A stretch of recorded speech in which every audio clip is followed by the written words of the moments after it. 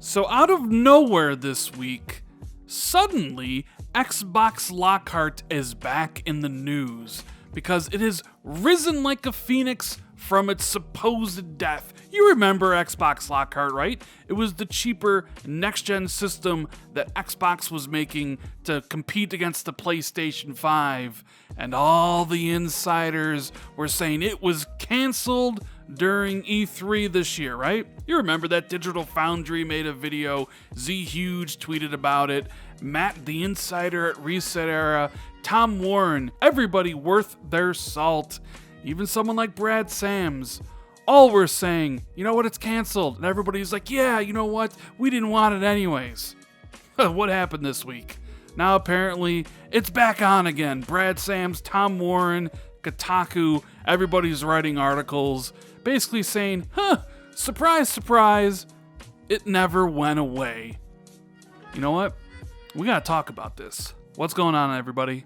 Welcome back to the channel, Randall419, back again with another video. Hope everyone's having a great day.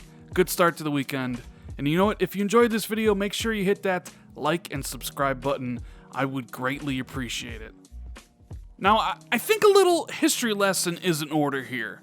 So back in 2018, when all this information first came out, it was talked about that Xbox Scarlett would be the name of the family of next-gen devices that Xbox was making. The high-end premium Xbox would be called Xbox Anaconda, basically the Xbox One X. Super powerful, but higher priced. And then you had the alternative, cheaper system that basically was the Xbox One S. That was Xbox Lockhart. And people kind of ran with it. Everybody assumed it to be the truth, at least as far as rumors go, right? Well, fast forward to this past E3, and Microsoft was only talking about Project Scarlett at E3, and when they were asked about multiple SKUs, they basically said, you know what, we're only talking about Scarlett. So people took that as, you know what, Lockhart must be canceled. It has to be only Anaconda that they're making, right?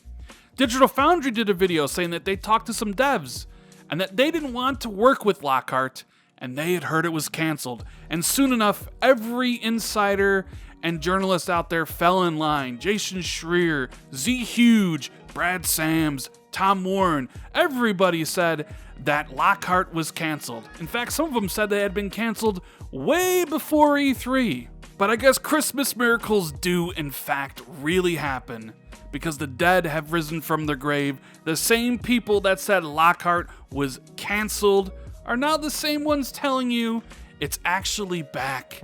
It's real, the developers know all about it, and in fact, it never was canceled in the first place.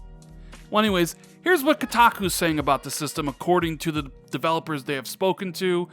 They are comparing it to the PlayStation 4 Pro in terms of raw graphical power, although there are other key differences that might make up for that. Lockhart is said to have a solid-state drive, like both Anaconda and Sony's upcoming PlayStation 5, which is expected to have a significant impact on loading times. Developers briefed on Lockhart also say it has a faster CPU than any current video game console, which could allow for higher frame rates, although there are other factors that might not become clear until the console is completely finalized, such as clock speed and cooling. Now, Microsoft's ideal target performances are said to be 4K resolution and 60 frames per second for Anaconda, and 1440p resolution and 60 frames per second on Lockhart.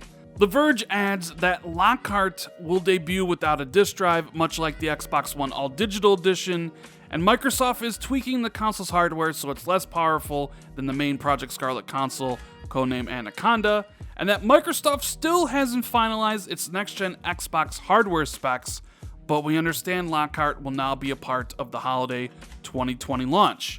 The Verge also adds that Microsoft's Anaconda console will be the true next-gen leap, and sources tell The Verge that Microsoft is targeting more than 10 teraflops of graphical power on this particular console, and that plans for Lockhart may change, but currently this console will debut with around 4 teraflops of graphical power. Now, I know some people will be like, well, you know what, why do we need the Lockhart? You already have the Xbox One X.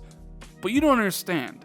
You see, the Lockhart is going to have the same CPU as Anaconda. It's going to have lower clocks. It's going to have the same GPU as Anaconda, just not as powerful. It's going to have the SSD built in just like Anaconda. It's basically the next-gen system, just lower spec to run the same games at basically a lower resolution.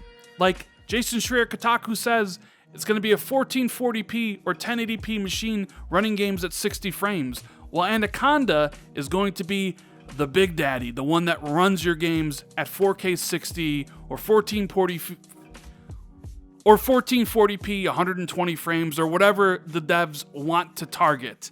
So there's a reason why Lockhart exists. It's a dual purpose machine too, because Microsoft's going to be able to sell this to consumers for cheaper than they can sell Anaconda, but then also Microsoft is going to put the Lockhart blades into the cloud to use for their server racks so people can stream the next generation titles to their phones, to their tablets, to their old Xboxes, to the TV apps when all that stuff gets working. So to me, it makes complete sense. Now, I think for this whole situation to work out, there has to be a very big difference in price and power for both systems. So in my perfect scenario that I've been talking about since 2018 when this information first came out, I pegged Anaconda at 500 and Lockhart at 300.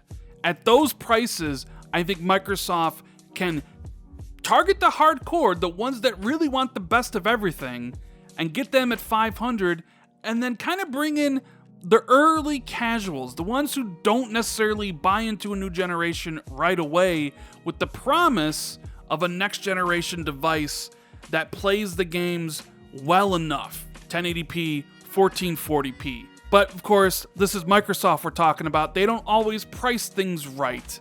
So maybe they make the mistake of pricing this 400 and 500. I think that would be a mistake. 300 and 500 is the way to go. But of course, the wild card here is PlayStation. They're going to be selling the PlayStation 5 next year. What is the price of that console? Is it going to be the same price as the Anaconda? Both Kotaku and all these other places are hearing that the two high-end systems are virtually similar in specs.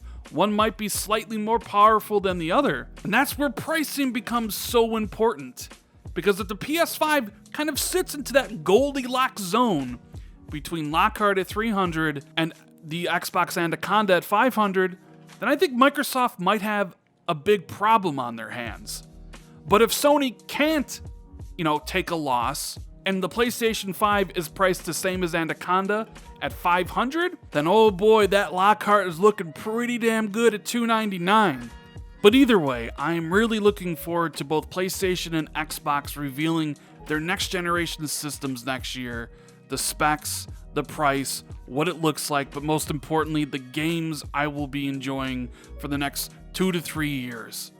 But anyways, guys, that's the video. I hope you enjoyed it. Let me know what you think about all this in the comments below. And as always, if you enjoyed this video, hit that like button, consider subscribing to the channel, share this out on social media, and if you always want to be notified immediately, make sure you hit that notification bell. Thank you guys so much for watching. I greatly appreciate it, and I'll see everybody in the next video. Thanks, guys.